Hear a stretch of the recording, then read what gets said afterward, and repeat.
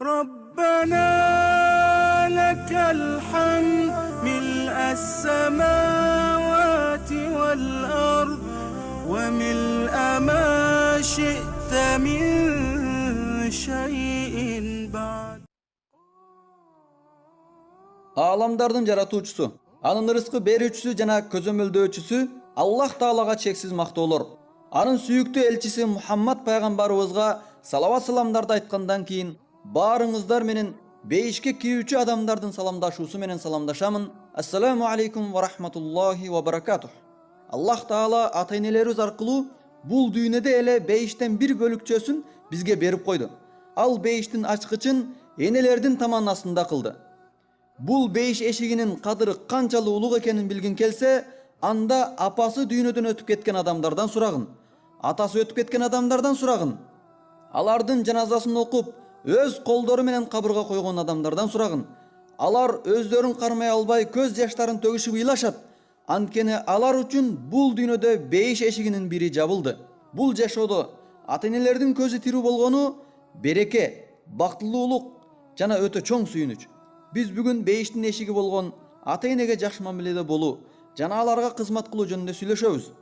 Аллах Таала Кур'анда Аллахтын өзүнө гана ибадат кылууга жана ата-энеге жакшы мамиле кылууга өкүм кылып буйругандан кийин айтат: «Имма яблуганна индакал кибар». Ата-энең сенин жаныңда каарылык куракка жетсе дейт. Ата-энең каарыган кезде сенин алдыңда болсо, андай учурда аларга камкордук кылбай коюу акылсыздык. Кимде-ким ата-энесине жакшы мамиледе болбосо, анда ал өтө чоң зыян тартат. Ата-энеси бар туруп, алардан алыс жашоо акылдуу адамга жарашпайт, айрыкча алар картайган кезде. Эмне үчүн? Анткени бул убакыт сен аларга жакшылык кылып, милдетиңди аткара турган убакыт. Кимде-ким ата-энесине жакшылык кылбаган болсо, анын жашоосунда эч кандай жакшылык жок. Аны адамдар жакшы деп макташса дагы. Ошондуктан биз бүгүн баарыбызга керек болгон бейишке карай ачылган эшик жөнүндө сүйлөшөбүз. Ибн Аббас радыйаллаху анху айтат: эгерде кайсы бир мусулмандын ата-энеси бар болуп, ал ар дайым ата-энесине кызмат кылган болсо, анда ага Аллах Таала бейиштен эки эшик ачып коюптур дейт. Бул сөз Ибн Аббас радыйаллаху анхунун сөзү. Эгерде ата-энеңе жакшылык кылган болсоң, бирок бир шарт менен сен аларга жетиштүү жакшылыктарды кылып койдун деп ойлобогун. Аларга кызмат кылууга болгон күчүңдү жумша. Сен аларга кызмат кылууга бүтүн өмүрүңдү арнагын. Керек болсо, сен алардын бутуна бут кийим болуп бергин. Эй сүйүктүү бир тууганым, ата-энеге жакшылык кылуу деген эмне экендигин билесиңби? Ата-энеге жакшылык кылуу бул Аллахты жалгыз деп билгенден кийинки эле эң чоң ибадаттардан. Аллахтын акысы андан кийинки эле орунда ата-эненин акысы турат. Муну Аллах Таала өзү буйруп жатат. Кур'анда Исра сүрөсүнүн 23-аятында: "Ва қада раббука алла та'буду илля iyяh ва бил валидайни ихсана". Сенин Роббиң өзүнө гана сыйынууңарды жана ата-энеге жакшылык кылууну буйруду дейт. Аллах Таала өзүнө гана ибадат кылууну буйругандан кийин эле ата-энеге жакшы мамиле кылууну буйруду. Эң биринчи Аллахты жалгыз деп билүү, андан кийин эле ата-энеге жакшы мамиледе болууну фарз кылды. Ошондуктан сүйүктүү мусулман бир тууганым, ата-энеге кызмат кылуу эң чоң ибадат экендигин билгин. Анткени ата-энеге жакшылык кылуу Аллахтын сага жүктөгөн милдети. Аллах Таала Кур'анда: "Ва вассайнал инсана бивалидайхи хусна". Биз адамга ата-энесине жакшылык кылууну милдеттендирдик дейт. Бир жигит үй өрттөнүп, ал алалонгон өрттөн апасын куткарат. Ал апасын бекем кучактап отко тийгизбей алып чыгат. Өзүнүн денеси күйүп жатканда карабастан, энекесин өрттөн аман эсен алып чыгып, аны карап коюп, кайра күйүп жаткан үйгө балдарын, кыздарын куткаруу үчүн чуркап кирип кетет. Аларды да өрттөн эсен аман алып чыккандан кийин эси ооп жерге жыгылат. Анткени анын бүт денеси күйүп кеткен эле. Чачтары күйгөн, бети башы күйүп тааныбас абалга келген, колдору күйүп тырышып кеткен, кыскасы бүт денеси күйүп, өңү түсү өзгөрүп, акыры оорусуна чыдабай эсин жоготот. Ошентип ал эсин жоготкон абалда 6 ай бою жатты. 6 айдан кийин эсине келип көзүн ачат. Көзүн ачар замат апасын көрүп кубанып, анын колунан өбөт. Апасы анын башында олтуруп алып, 6 ай бою: "О Аллахым, балам мени бул дүйнөдөгү оттон куткарды. Сен аны тозок оттон куткаргын" деп дуа кылып жаткан эле. Эй мусулман бир тууганым, биз кандай гана иш кылсак да, эненин акысын берип бүтө албайбыз. Анткени ал сен төрөп жаткандагы тарткан азабы жана сага берген ак сүтүн эч нерсе менен төлөп бүтө албайсың. Себеби эненин бала үчүн төккөн көз жашы анын көзүнөн эмес, жүрөгүнөн агып чыгат. Ошондой эле атанын акысын да эч качан төлөп бүтө албайсың. Пайгамбар саллаллаху алейхи вассалам бала атанын мүлкү деген. Биз азыр ата-энеге жакшы мамиле кылуу, бейишке карай ачылган эшик тууралуу сүйлөшүп жатабыз. Анткени бүгүнкү күндө адамдардын көпчүлүгү мындан капилетти. Акыл эстүү эле адамдар эгерде ата-энесине кичине акча берип турса, аларга кийим-кечек алып берип койсо, телефондон байланыш абалын сурап турса, мына ушуну ата-энеге жакшылык кылуунун эң жогорку чеги деп ойлоп калышты. Жок менин сүйүктүү бир тууганым, мынтип эч качан өзүңдү алдаба. Сен болгон күч аракетиңди ата-энеге кызмат кылууга сарпташың керек.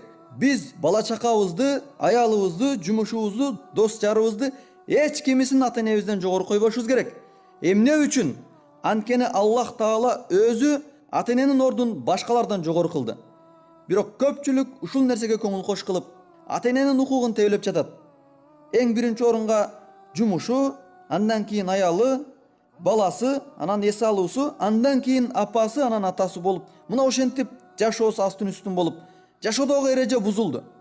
Бир тууганым, эгер билсең, жакшы мамиле кылууң үчүн эне алдыңкы 4 орундун 3-өсүн ээлейт.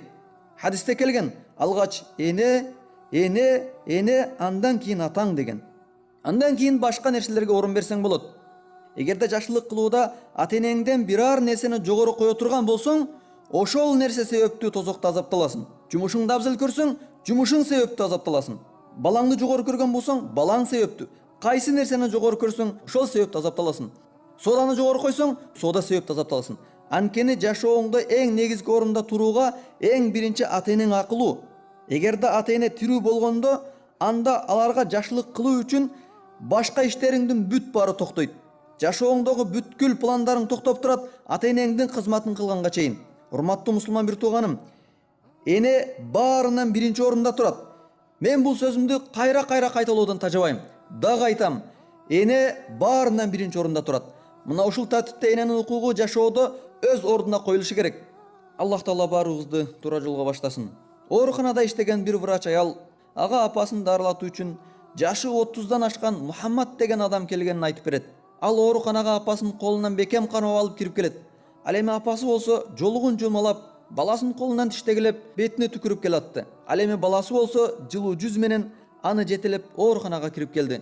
Кирип келери менен энеси колундагы нерселердин баарын ыргытып, ызы чуу салып, врач аялды айланып чуркай баштады. Врач аял Мухаммадтан "Ким бул?" деп сурады. Ал "Апам" деди. Врач "Буга эмне болгон?" "Төрөлгөндө ушундай төрөлгөн экен." Врач "Мындай абалда ал сени кантип төрөгөн? Кеңирирээк айтып берчи" деди. Мухаммад апакемди балалы болуп калсын деген үмүттө таятам аны атама никелеп бериптир. Ал кош бойлуу болгондон кийин атам ага жообун берип ажырашкан экен. Апам кош бойлуу болуп мени төрөдү. Ошентип мен 10 жашка чыккандан бери энекемдин кызматындамын. Ага тамак даярдап берем, кирин жуймун. Эгер уйкум келсе, бутумду анын бутуна байлап алып уктайм. Эгер анткени ал качып кетсе, аны кайра таба албай калуудан коркомун деди. Врач "Эмне себептен ооруканага келдиңер?" деди. "Кант оорусу, жана кан басымы жогорулап кетиптир" деди. Ал эми апасы болсо тынбастан күлөт эле. Ал баласынан "Алма бер" деп сурап, бергенден кийин аны тиштегилеп баласынын бетине түкүрүп каткырып күлөт эле. Кийин врач "Апаң сени тааныбайбы?" деп сурады. Мухаммад "Ооба, ал мени баласы экенимди билбейт, бирок жараткан Аллах Таала билет" деди. Ошол учурда апасы бөлмөдөгү телевизордон Меккени көрсөтүп жатканын көрүп, ажылыкка баруу эсине түшүп кетип, "Эй бала, сен мени алдадыңбы? Эмнеге мени Меккеге алып барбай жатасың?" деди. Мухаммад "Мына келаткан бейшемби күнү барабыз" деди. Врач аял "Ага ажылык кылуу милдет эмес го. Эмнеге алып барам деп жатасың?" деди. Ал "Апам ар качан Меккеге барууну кааласа, мен аны алып барып келем. Ал бир нерсени эңсесе, менин колумдан келип турса, аны аткарбай кое албайм" деди. Кийин ал апасын ээрчитип чыгып кетти. Алар чыгып кеткенден кийин врач аял эшикти жаап алып, көз жашын төгүп ыйлайт. Себеби ал оорукчан аялдын баласы Аллахтын ыраазылыгын издеп, апасына ушунчалык камкордук кылып жүргөнүн көрүп, өзүн кармай албай ыйлайт. Врач аял "Мен ата-энеге жакшылык кылуу керек экендигин көп эле жолу укканмын. Бирок ушундай апасы аны тааныбаса да ага кызмат кылган, жана ага жакшылык кылууга бүтүн өмүрүн арнаган баланы өз көзүм менен көрөм деп ойлогон эмес элем" дейт. Ал апасынын оорлуу болгонунан пайдаланып таштап кетсе да болот эле, бирок ал апасына мээримдүүлүк кылып, жашоосунда бейишке карай ачылган эшиктин ачык болуусун каалады. Чындыгында мусулман бир тууганым, ал бала өзүнө бейиштин эшиги дайым ачык болуусун каалады. О Аллахым, бизди өз ырайымыңдан куруп калтырба. Сөзүмдүн соңунда акыркы окуяны айтам. Күндөрдүн биринде улуу табийиндердин бири ооруп калат. Ал апасынан бир күндө 2 жолу кабар алып турчу. Ал эми ооруп калганда барбай калганынан кыжалат болуп ага апасы келет. Ошондо ага жанындагылар энекең эшикте турат, ал сени көргөнү келиптир дегенде ал ордунан ыргып туруп үстүнө муздак суу куюп, өзүнөн ысыктыкты кетирип, муздак суу менен өзүн сергитип, бир аз өзүнө келе түшөт. Жаңы кийимдерин кийип, жыттуу атырларын себинип эшикти ачат. Ал куду оорубагандай болуп энекесинин чекесинен өөп, аны ичкерге киргизет. Апасы ага сени ооруп жатат дешти эле го деди. Ал жок энеке, кабатыр болбоңуз, мен жакшы элемин деп көңүлүн тынчтантып, аны менен олтуруп тамактанды. Кийин апасы кетүүгө камынып калганда ага керек болгон нерселердин баарын берет. Кийим кече, буюм тайым жана башка үйүндө болгон бүт нерсесин берет. Ошентип апасы менен кайрылышып үйүнөн чыгарып койгондон кийин ошол жерден ал эсин жоготуп жерге жыгылат. Анткени ал оорулуу эле. Ага жолдоштору эмнеге өзүңдү ден соолугу сак адам кылып көргөздүң? Сен оорулуусуң го дешти. Ал айтты: энелер 9 ай бою курсагында көтөргөн баласын төрөгөндөн кийин аны өмүр бою жүрөгүндө көтөрөт. Эгерде баласы ооруп кыйналып жатканын эне көрсө, анын жүрөгү азапталат. Мен апамды азапка салгым келбеди дейт. Ошондуктан энелердин алдында эч бир бала ооруганын, кыйналганын билдирбөсү керек. Апаңа эч качан ооруганыңды айтпа. Эч качан атаңа кыйналганыңды айтпа. Эгерде аларга ооруганыңды айтсаң, аларды кыйнаган болосуң. Айыктыруу алардын колунда эмес, Аллахтын колунда.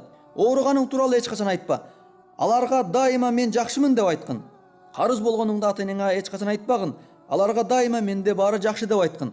Ошентсең, алардын көңүлү тынчтанып, баласын бактылуу жашап жаткандыгын көрүп бактылуу болушат. Кээ бир адамдар ата-энесинин алдында ачык эле көйгөйлөрүн айта беришет. Бул накта ата-энени азаптоо болот. Мындай балдар чоңойгон сайын көйгөйлөр да кошо чоңоет. Мындай балдар чоңойгон сайын ата-энеден алыстап, Аллахтын мээриминен да алыстайт. Аллах Таала бизди туура жолго баштасын. Мына биз бир канча убакыт бою ата-энеге жакшы мамиле кылуу, бейишке карай ачылган эшик тууралуу сүйлөштүк. Эми ушул бойдон угуп эле калбастан, уккан нерселерибизди иш жүзүнө ашыралы. Ата-энеге кызмат кылып, бейишке кирүүнү баарыбызга насип кылсын. О Аллахым, ымыркай кезибизде ата-энелерибиз бизге мээримдүүлүк кылышкан, сен да аларга мээримдүүлүк кылгын.